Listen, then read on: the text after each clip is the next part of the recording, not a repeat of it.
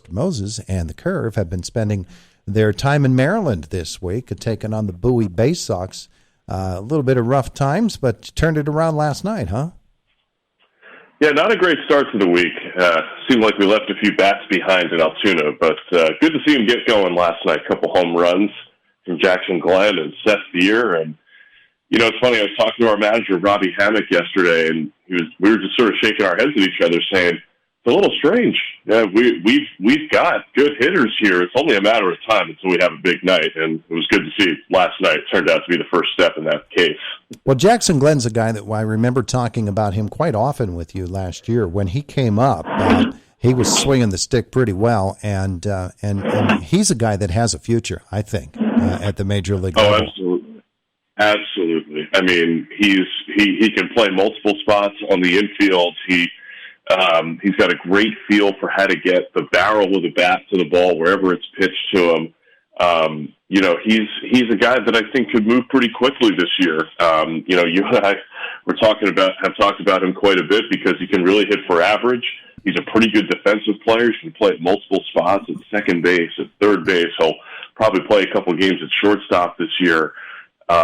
You know, I think that if he hangs in with this club, we'll be talking about him as one of the Eastern League's best hitters in batting average, on base percentage, runs scored, stolen bases.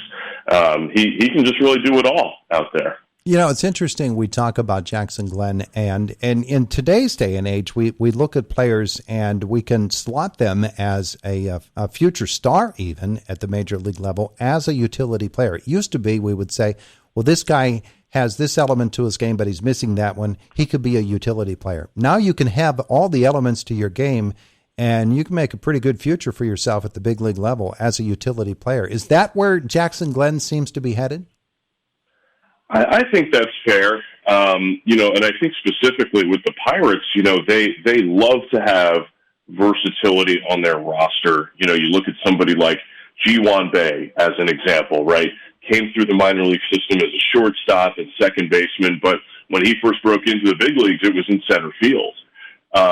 You know, I think that that's sort of how the Pirates want it, where a young guy, when he comes up, he's got his main position where it might be second or short, but he's got the ability to play other spots. Jared Triolo is another example of a guy like that, where he comes up as a third baseman. Okay, hey, we've got Key Brian Hayes playing third base. Let's try Jared at second. Let's try him a little bit at shortstop, play him a few games in the outfield, and just get good players on the field. I think that that's sort of the goal for the Pirates, is to make sure that they have as many players on the field as possible to give them a chance to win. So, you know, it's pretty rare in this day and age. A guy comes up and he gets, you know, his spot. You know, it's long gone are the days where, you know, Derek Jeter comes up from the minors and, yeah, we're going to hand him the shortstop job, and he's just going to be the shortstop every day in the big leagues.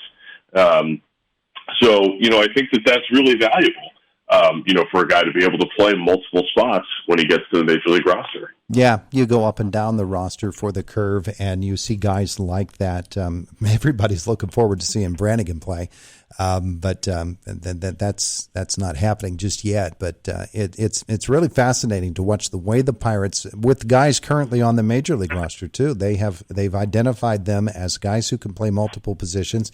That's why Jared Triolo is able to transition so quickly to being the full-time second baseman. Oh, there went John. We lost him. Yeah, we lost Johnny Moses. He was with us a second ago. And down he goes. Down goes Moses. So, back. Oh, wow. Well, that's good to hear. I was just asking you about a guy, you know, and the way the Pirates have developed these guys, even on the major league roster. I said Jared Triolo is a great example. He's able to transition so quickly to becoming the Pirates' full-time second baseman because of what he did in those years at Altoona and at Indianapolis.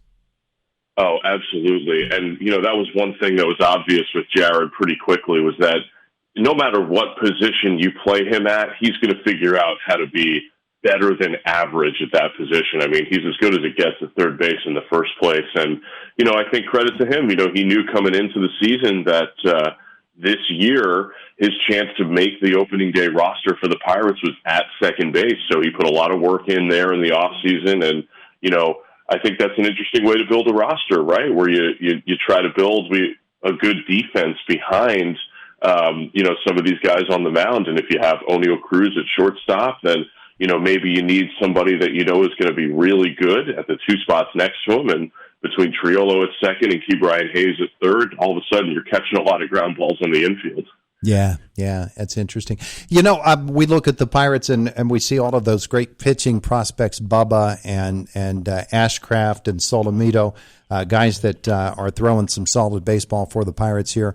Some of those names that we might not be as familiar with or that might not be as highly ranked as prospects are guys that might be able to give the Pirates some real quality, and you've got one going tonight in Sean Sullivan. Yeah, I think that's absolutely the case. Sean, I think, is one of these guys who is showing that he is not shy about changing his approach.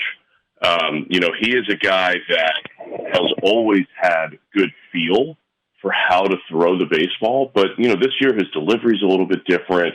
He's using a slightly different pitch mix on the mound. And, he's got a history of success at this level. He was sixth in the Eastern League in ERA last year, probably the most reliable guy in Altoona's rotation last year. He's a guy that's willing to pitch in any role. He had some extended spring training looks, working out of the bullpen. And, I think in some of his conversations with player development and with the guys on the major league staff, that's probably the path for him this year, is that, he may be a starter in the minor leagues, but, they might need him for some length outings as a reliever at some point during this season. And, he's brought a great attitude about it. He and I sat and talked for a little bit at spring training, and he was like, listen, whatever gets me there is fine with me, and it's going to be up to me to prove it to stay there. And I think that's sort of the right attitude for a guy that, maybe doesn't have the type of big-time stuff that a Bubba Chandler or a Braxton Ashcraft might have. That's sort of the right attitude, in my view, for a guy to get there. What did Bubba show you last night?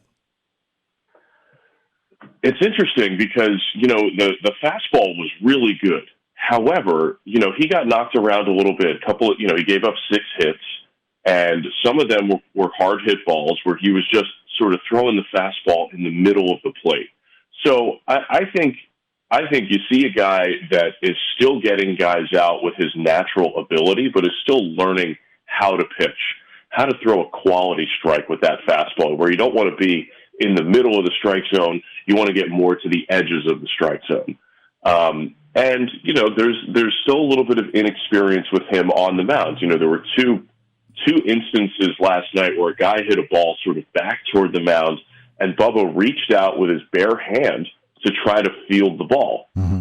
But the defense was set up behind him in a way that they probably still would have fielded the ball and gotten the out at first base. So for me, when I see that, I'm saying to myself, this is a guy that probably just needs to learn to trust his defense a little more. And I think that'll come with repetition as he takes every turn in the rotation again this year. This is only his second year as a pro where he's only pitching. So, I think learning some of those nuances about how to start and how to, trust his defense behind him are probably development points for him to hit this year. Yeah, got to knock the old shortstop out of him. That's hard to do. So the Curve back home next week? Looking forward to it. Yeah, on Tuesday we've got the Akron Rubber Ducks coming into town. Tuesday night is one of my favorite promotions. It's not one of the best. In fact, it is an awful promotion. It's our awful night on Tuesday, and there are all kinds of baloney that Mike Kessling has going on, our director of marketing and promotions. I think our giveaway is a hug from Mike Kessling. You'll see a lot of sort of fun experiences like that on Tuesday night at the ballpark. We've got an Education Day game during the week. And, I'm looking forward to some good weather, man. I think we're going to get lucky again to the 60s and 70s when we're home next week. We can only hope. Jon, thanks so much. Had a good time. Thanks so much. Talk to you soon. All right, there's Jon Mozes of the Altoona Curve.